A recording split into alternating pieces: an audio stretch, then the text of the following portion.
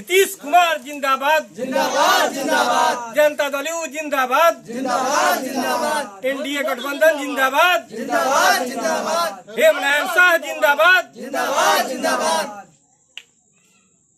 नरेंद्र मोदी जिंदाबाद जिंदाबाद जिंदाबाद, एनडीए गठबंधन जिंदाबाद जिंदाबाद जिंदाबाद, हेमनारायण शाह जिंदाबाद जिंदाबाद जिंदाबाद। नीतीश कुमार जिंदाबाद। बोलना। विधानसभा का चुनाव जैसे जैसे नज़दीक आ रहा है वैसे वैसे नेताओं का दौरा तेज़ी के साथ बढ़ता ही जा रहा है। नामांकन के अब महज 2 रोज़ बचे हुए हैं और इसी क्रम में हम सिवान जिले के महाराजगंज विधानसभा क्षेत्र में पहुंचे हुए हैं। हम अभी मौजूद हैं महाराजगंज विधानसभा क्षेत्र के खमौरी गांव में और जहां पर विधायक यहाँ पे हेमनारायण शाह हैं, जेडीयू के विधायक वो घूम रहे हैं। कुछ गांव के लोग मौजूद हैं, आप देख सकते हैं। जो गांव के लोग होते हैं वो शाम को जैसे ही चुनाव का जब मौसम होता है तो आपस में तय करते हैं कि किसे अपना नेता चुनना है, किसे विधायक बना करके विधानसभा में भेजना है ताकि क्षेत्र का विकास कर सके। और इसी को लेकर के जब क्षेत्र का भ्रमण चल रहा है तो हेमनारायण शाह लोगों के पास जा रहे हैं और इस बार लोगों से वोट मांग रहे हैं। थोड़ा दीजिए और हम इनसे बात करेंगे हेमनारायण जी से कि हेमनारायण जी आप क्षेत्र का दौरा कर रहे हैं, कैसा चुनाव कैंपेनिंग आपका चल रहा है?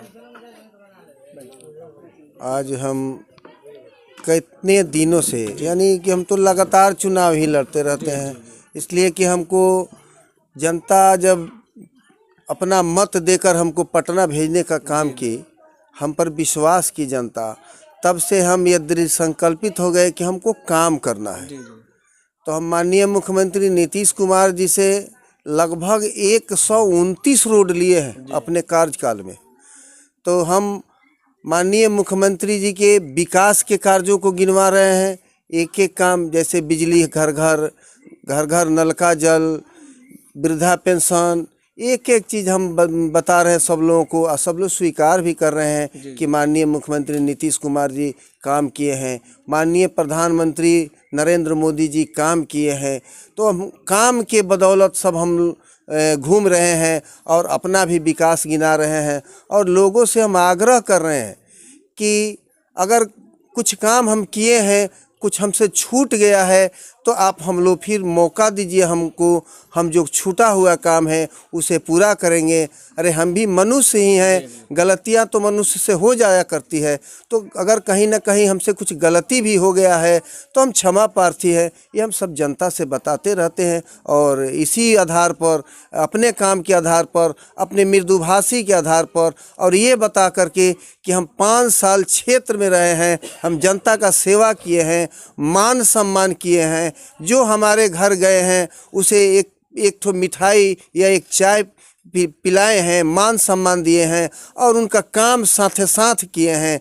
तो हम घूम घूम के यही कह रहे हैं कि आप हम लोगों को फिर आशीर्वाद दीजिए, आप लोग आशीर्वाद देंगे तो हम फिर आप लोगों का जो भी अधूरा काम होगा उसे हम पूरा करें। पिछले बार हेमनारायण जी आरजेडी आपके साथ थी और एलजेपी आपके साथ थी, इस बार आरजेडी भी आपके साथ नहीं है, एलजेपी भी आपके साथ नहीं है, फिर क्या माहौल क्या है?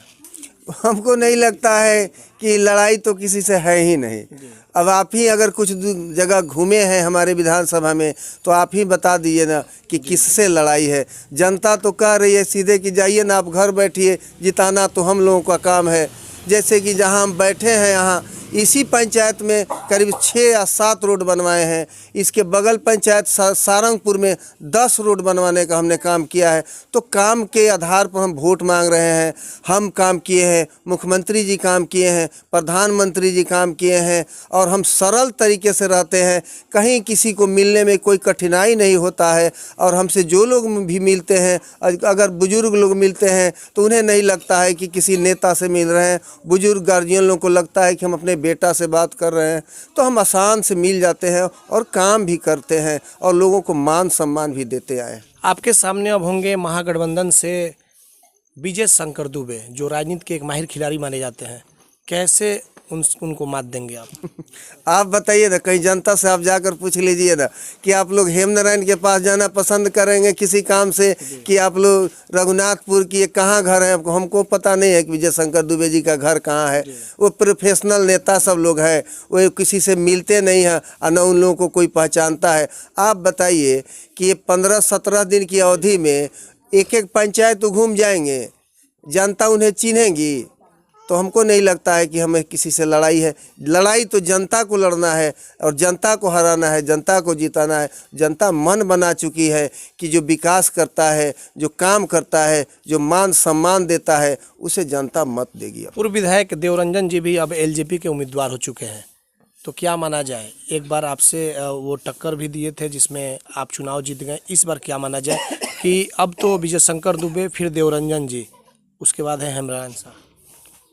देखिए, हमको किसी से लड़ाई नहीं है जी। हम संतुष्ट हैं, स्वस्थ हैं और निर्भीक हैं कि जनता हमें जिस तरह से प्यार दे रही है, आशीर्वाद दे रही है, हमको नहीं लगता है कि कोई लड़ाई में है। जनता तय करेगी कि हमें अपना नेता कैसा चुनना है, किसको चुनना है। आप 10 नवंबर को खुद देख लेंगे, खुद समझ लेंगे कि जनता महाराज की क्या चाहती है। महाराजगंज पहले हत्याओं का महाराजगंज हुआ करता था, लेकिन आज क्या स्थिति है? महाराजगंज आज गांधी का महाराजगंज सब लोग समझ रहे हैं। वैसे ही है महाराजगंज भी, आज विकास वही उसी तरह है और कहीं किसी से कोई राजनीतिक द्वेष नहीं है। आप ही बताइए कि 5 साल में कहीं कोई राजनीतिक द्वेष हुआ है हमारे यहाँ? कहीं कुछ नहीं हुआ है। तो जनता सब समझती है। अब जनता को बताने की ज़रूरत नहीं है, जनता बहुत चालाक हो चुकी है। सब लोग मन बना चुके हैं कि माननीय मुख्यमंत्री नीतीश कुमार को मुख्यमंत्री बनाना है। तो मुख्यमंत्री कैसे बनाना है? जब हेमनारायण विधायक बनेंगे तभी ना माननीय मुख्यमंत्री नीतीश कुमार मुख्यमंत्री बनेंगे। तो जनता मन बना चुके हैं, सब लोग विकास देख रहे हैं, सब लोग काम देख रहे हैं। अब कोई किसी के बहकावे में नहीं आने वाला है। एनडीए में क्या सब कुछ ठीक ठाक चल रहा है या फिर सिर्फ ऊपर से ही दोनों लोग हाथ मिलाए हुए हैं, अंदर बहुत कुछ गंदगियां हैं? नहीं, हमारे यहाँ हमारे विधानसभा में कहीं कोई देश नहीं है। कल हमारा नॉमिनेशन था, उसमें जनार्दन सिंह सिकरवाल सांसद बीजेपी के आए थे, कविता सिंह सांसद जेडीयू की आई थी, हमारे मंडल अध्यक्ष दोनों लोग बीजेपी के थे। हमें कहीं कोई द्वेष नहीं है और न हमें कोई फर्क पड़ता है। अगर एक आध लोग अगर जाते भी हैं तो हो सकता है कि बीजेपी के ना होकर के किसी के व्यक्तित्व और व्यक्तिगत व्यक्ति होंगे, तो कोई फर्क नहीं पड़ता है। क्या लग रहा है फिर से नीतीश जी की सरकार बनेगी या बदलाव होगा? क्योंकि जिस तरह से कोरोना को लेकर के नीतीश जी के खिलाफ लोगों में नाराजगी देखी गई, बाढ़ को लेकर के देखी गई, तो इसको क्या लग रहा है? क्या जनता का मूड वही है या फिर से कुछ बदलाव का मूड है? जिस तरह से ये एक महामारी आया पूरे विश्व में और फिर उसके बाद बिहार में बाढ़ आ गया, ये दोनों को झेलते हुए माननीय मुख्यमंत्री नीतीश कुमार जी एक एक व्यक्ति के एक एक घर में, आपको पता है कि कोई ऐसा घर हो जहां एक रात चूल्हा न जला हो, एक व्यक्ति कहीं भूखा रह गया हो, कहीं नहीं हुआ है। तो माननीय मुख्यमंत्री अपने सूझबूझ से और बड़ी परिश्रम से एक एक बिहारी पर नज़र रख करके कहीं किसी को परेशान नहीं होने दिए हैं, कहीं किसी को दिक्कत नहीं होने दिए हैं। अरे कहीं कुछ लोग भी में बाहर थे, दूसरे राज्य में थे, तो 2-4 दिन परेशानी थी, उसके बाद सब लोगों के लिए केंद्र सरकार ट्रेन मुहैया कराई और बिहार सरकार ला करके क्वारंटाइन में रखा, जिसमें आप जानते हैं कि हमारे क्षेत्र में जितने भी हमारे मित्र साथी क्वारंटाइन थे, बाहर से आए थे, एक एक मित्र साथी से हम जा करके पानी, मास्क, साबुन एक एक व्यक्ति को हम मुहैया कराए थे, ये माननीय मुख्यमंत्री जी के सिपाही होने के नाते। तो कहीं कोई दिक्कत किसी को नहीं है। सब लोग मन बना चुका है कि नीतीश कुमार को ही मुख्यमंत्री बनाना है। आपके पार्टी के नेता सिर्फ मोदी जी का नाम और नीतीश जी का नाम लेकर के चुनाव लड़ रहे हैं, अपना काम को लेकर के क्यों नहीं चुनाव लड़ रहे हैं?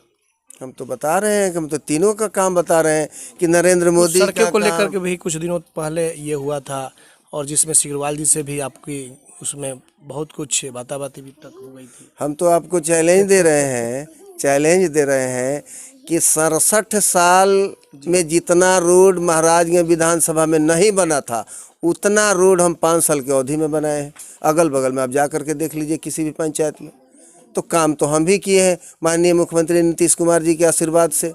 हम मांगे हैं। ये इतना ही नहीं, पूरे बिहार में किसी भी विधायक को एक बार में 31 रोड की मुख्यमंत्री जी नहीं दिए हैं, और माननीय मुख्यमंत्री नीतीश कुमार जी हमको एक बार में 31 रोड दिए हैं। कम समझते हैं का?